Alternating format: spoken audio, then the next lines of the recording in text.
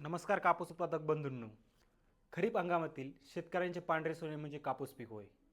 परंतु या कापूस पिकामध्ये आपल्याला काही वर्षापासून सतत घट बघायला मिळत आहे.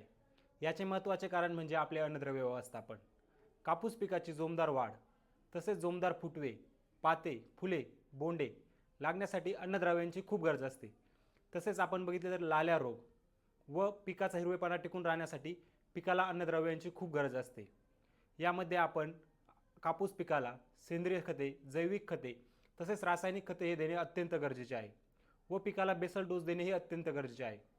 त्यासाठी जमिनीतील सेंद्रिय कर्बवाढीसाठी कापूस पीक लागवडी अगोदर आपण कापूस पिकाला एकरी 4 ते 5 टन चांगले कुचलेले शेणखत देणे आवश्यक आहे.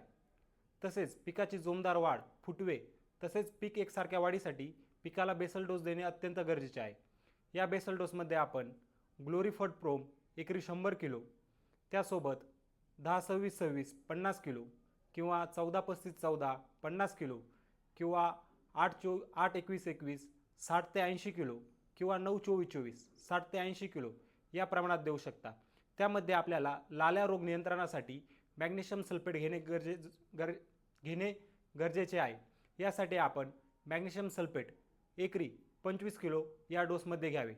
तसेच सुरुवातीला होणारी मर कंट्रोल करण्यासाठी आपण त्यामध्ये डॉक्टर बॅक्टोस डर्मस गोल्ड NPK ग्रॅन्युअल्स 4 किलो तसेच अन्नद्रव्यांचा अपटेक वाढवून पिकाची चांगली वाढ, फुटवे तसेच नंतर मोठ्या प्रमाणात भरपूर पाते, फुले व बोंडे लागण्यासाठी आपण त्यामध्ये डॉक्टर बॅक्टोस MPK गोल्ड ग्रॅन्युअल्स एकरी 4 किलो व त्यामध्ये डॉक्टर बॅक्टोस पंचम गोल्ड ग्रॅन्युअल्स एकरी 10 किलो या प्रमाणात घ्यावे.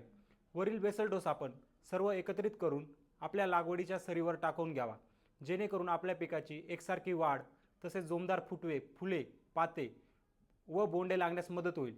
तसेच आपल्या धाग्याची क्वालिटी सुधारण्यास मदत होईल व आपल्या उत्पन्नात देखील वाढ होईल. धन्यवाद.